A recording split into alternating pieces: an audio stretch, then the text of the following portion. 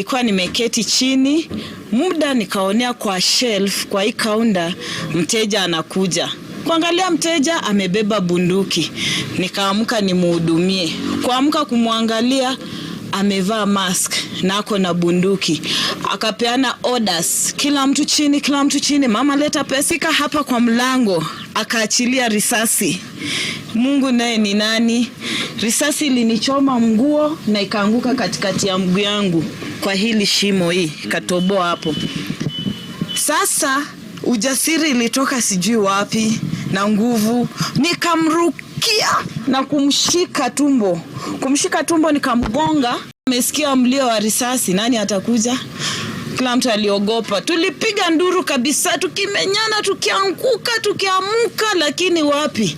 So akaponyoka kwa mkono wangu, pia akaponyoka kwa mkono wa mzee wangu, lakini bunduki nikaikatalia.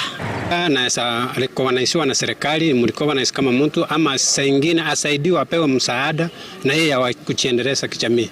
Niliokoa bunduki yao na pia maisha ya Wakenya wenzangu, manake bunduki ilikuwa na risasi 11 yenye hajatumika. Hujui hiyo risasi 11 ingedhuru nani?